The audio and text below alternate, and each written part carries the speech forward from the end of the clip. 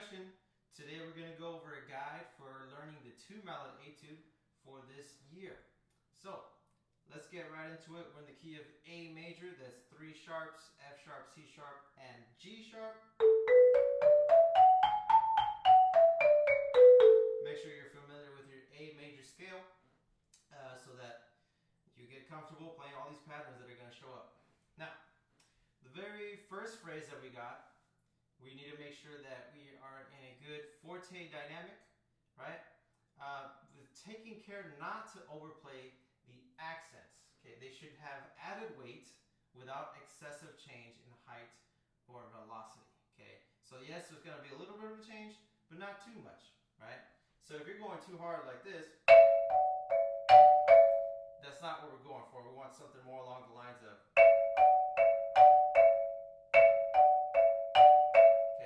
A little bit more weight, a little bit more velocity and height.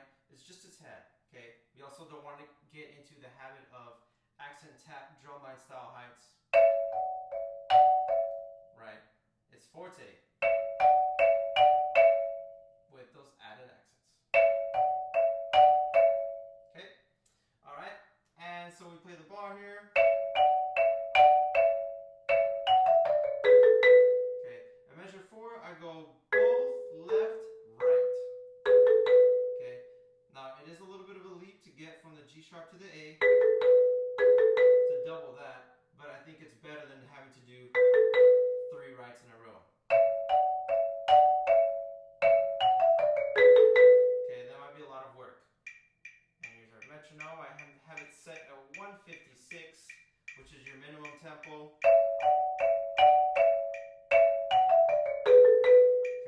So that double left is manageable, but I don't recommend that triple right. I try to stay away from too many right hands or too many left hands in a row, consecutive hands in a row.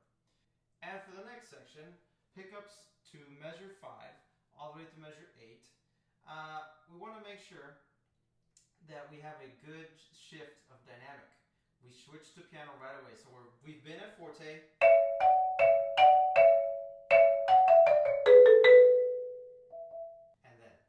On that pickup, that is a 16th note.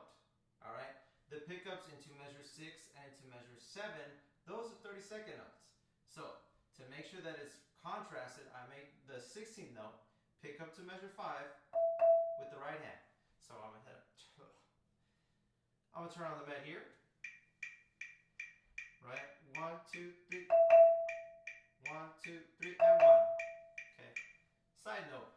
For counting this etude, I treat the 8th notes, since we're in 3/8, I treat those as my quarter notes. So we got the med here. 1, 2, 3, 1, 2, 1, 2, and 3, and 1, and 2, and 1.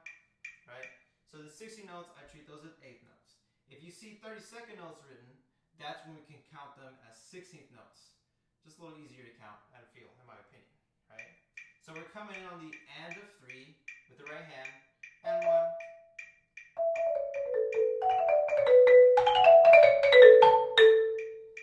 Okay. Now, a couple things to note on this part. Okay. The 32nd note pickups are off the left hand. Okay. That's going to facilitate a quicker stroke. Okay, so definitely alternate those left, right. And on the G sharp, going into measure 6 and going into measure 7. So make sure that the pickups going to 5, to 6, and to 7, they're not all the same, right? The pickup going into 5 is slower. And 1, and 1, a 1, a 1. Okay. And take note of the crescendo, all right? So the first part is soft.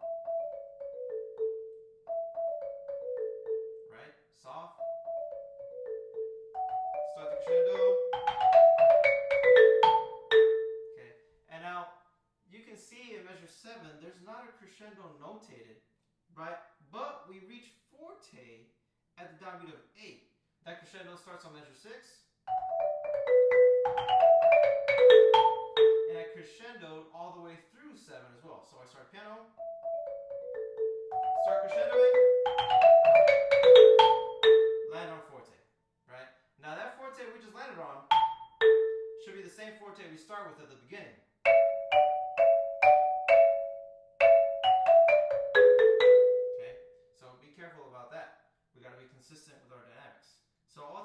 from the top to the downbeat of 9 with the metronome, we got this. Forte.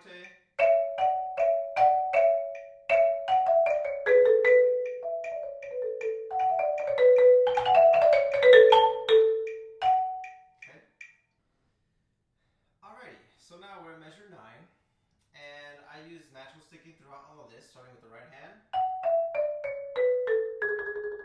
Okay, now this roll, take note that my right hand is in front of my left, right?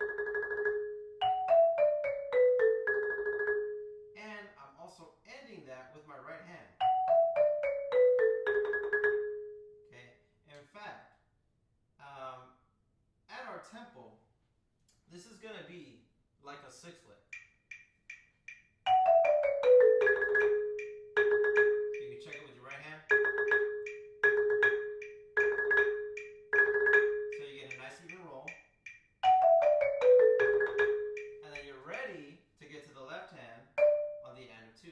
Now, because there is no tie, right, to the next note, obviously this note has to be separated. So it's not connected, right? It's not that. There's got to be a little bit of space. So that's why I decided to end it on the right hand and play it as a sixlet with a downbeat. So we're rolling 1, 2, ending on 2, 1 and 2, and then continuing on. Okay? And the reason that I have the right hand in front here is so that I'm ready to get to the left hand to the D, no issue. If I had it here, I would have to move my right hand out of the way and then get the left hand over. Right? This seemed more comfortable to me. And then here, the right hand can stay on that upper manual the whole time versus having to move around it yourself, right? So we want to look for economy of motion in all our strokes, right? What's your target? Where are you coming from? And where are you going to? It's going to help you out a lot. When we get to measure 11, I put the right hand behind on that same G sharp, right? Because of where I'm going and where I'm coming from, right? And that's also going to set up the same placement at the downbeat of letter A, measure 12, that same roll. So we got G sharp roll, sixlet, left, and the same story. Sixlet roll to get ready for the C sharp at measure 12. Once again, we're doing the rolls with these stickings, number of strokes, to create an even sound, but also separation that we need. If we start at measure 9, we got this.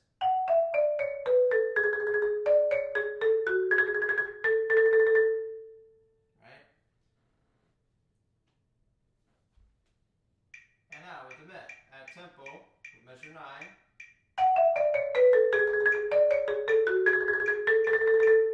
right?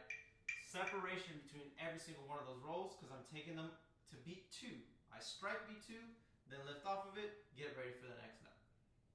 So the total number of strokes per roll is 7. We got the 6, 1, 2, 3, 4, 5, 6, 7, the downbeat of B2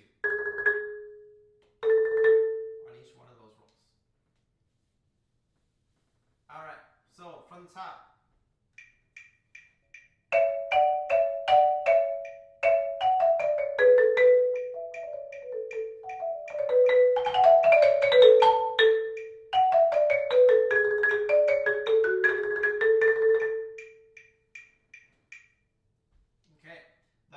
To letter A. Next stroke we're going to work on is letter A to measure 18. Now, we start with that roll as previously discussed, rolling with the right hand behind, and this is the start of a decrescendo. We still need that space. So we got the sixlet, downbeat on 2. Okay, and you start the decrescendo to piano. Piano. So measure 13, it stays at piano. And here on the C sharp and the downbeat of 14, that's when the crescendo starts. Here. Okay, now the sticking here is crucial. On this measure 14, C sharp, right hand, B and A with the left hand. Okay, that's the start of the crescendo. Then we jump to the G sharp at the top with the right, F sharp with the right, E with the left. And we end on measure 15 with the F sharp. So that bar together. Right, left, left, right, right, left, right. And we're still crescendoing through that. Next bar is actually a B major arpeggio. Right? B, D sharp, F sharp, B. Okay, and then we finish it out with a B, A, G sharp. Okay? Now there at 16 is an arrival point. So let's take it back to 13. We start a piano. Crescendo here. Still crescendoing. Arrive. Okay. Natural sticking continues. Left, right, left, right. And then down to 17, you start decrescendoing. The dynamic that you reach after the crescendo at 16 isn't specified, right? But I would recommend accentuating the crescendo itself. Okay, that it's big. So that when you decrescendo in the span of just one bar, that you can really accentuate it. And you're back at piano with these pickups to beat. Now when you get to the roll at measure 18, my right hand behind. Why do I do that? Because the next note has to be with my right hand, and it's the B. And the left hand could just move over right here.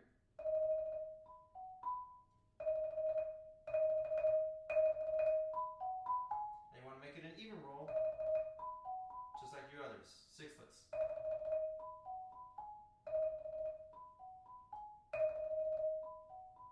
Or if you want to speed up the stroke a little bit, you can make it a left, as long as it's not connected to the B. But at tempo, it makes sense to keep the sixlet just like all the other rolls. Okay? So let's check out letter A to letter B now, at tempo, with the met. Starting for the decrescendo, sixlet on the roll.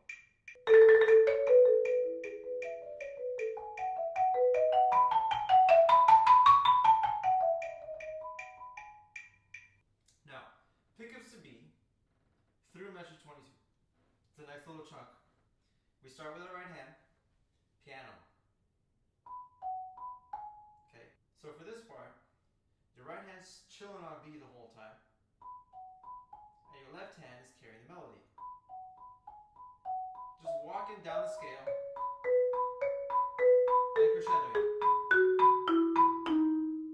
Okay, so take special care to start the crescendo on the D sharp.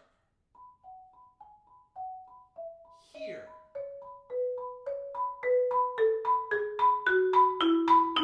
Okay, some people tend to wait for this to be over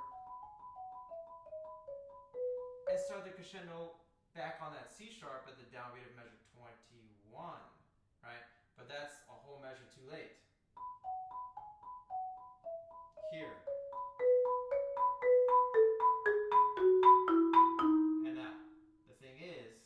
Once you get to the downbeat of 23, the crescendo is still going. So you have to take your time. And it wouldn't make too much sense if you start this.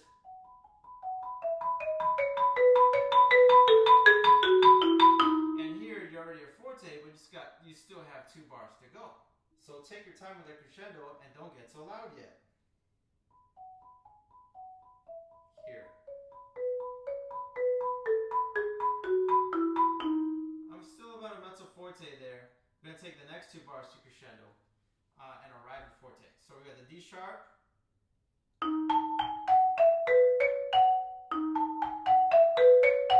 And then we get to this trill. Okay, we got a written D sharp. So you want to start the trill on the trill note, which is the diatonic note above the written note. So we got a written D sharp. The next note in the key is an E That's what starts the trill, and I want to start it on the right hand. Okay. Also characteristic of the Baroque era is you have a slow start to the trill, and then you speed up. I like to think of the rhythm of 2 eighth notes followed by a triplet and, or rather 2 16th notes started by a triplet and. Right? If we do it in tempo, it's not going to sound that slow. So starting back at 23 here. Okay? And we want to make sure that the trills sound different than just a regular roll, okay? Especially when we're doing double stops. So the trill in 24, I do 1 and triplet and, okay, da da da da da da. Pick up into 25, that's an and of 3, and roll. The roll is going to be even, and it'll be sixlets. Okay, so if we're doing super slow motion,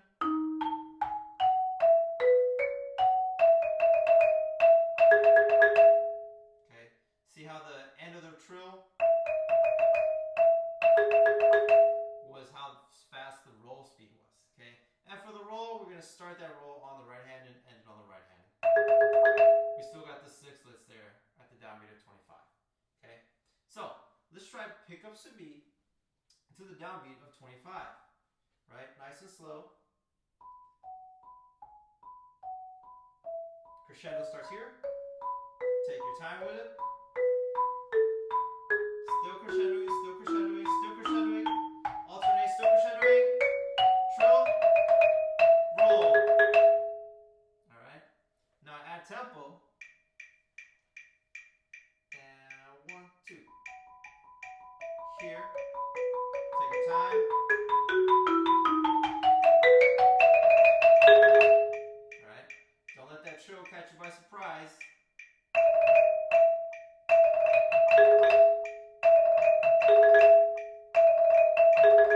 It's very subtle,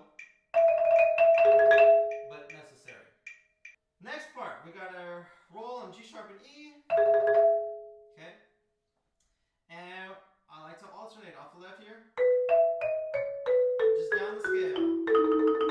Okay, and we're definitely in the key of E major now. Yeah, we just went down the E major scale. Okay, so spend some time on the E major scale as well. And same story with our rolls. Sixlets. Sixlet. We're releasing on 2 with the right hand.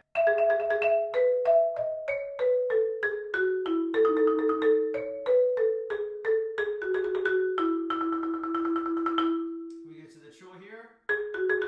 Same story. 16 note triplet. Da, da, da, da, da. And here we're going to release on B3. 1, 2, 3. You want to check it? 1 loudly, 2 loudly, 3. And then just for personal preference, I just kept the right hand behind here. Okay, we try that at tempo.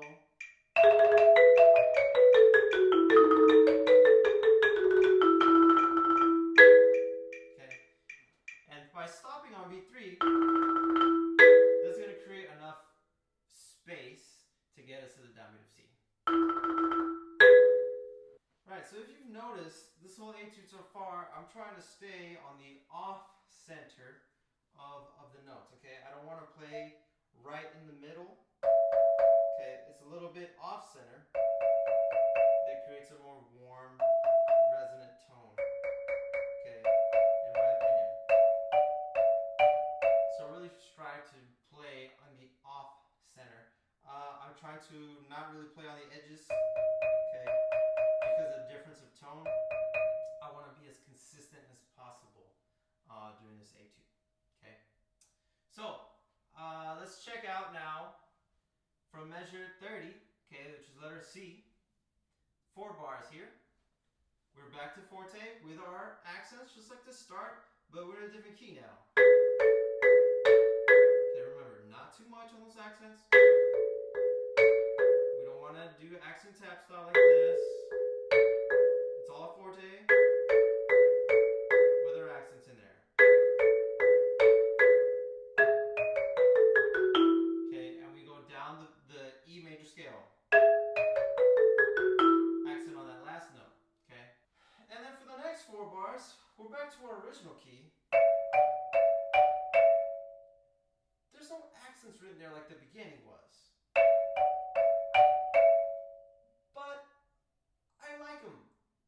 personally would add them. They make musical sense to me. Okay. Because the last accent is there, just like in the previous four. That accent's there. So I recommend putting in the other accents at the first two bars. Just be careful not to overdo it.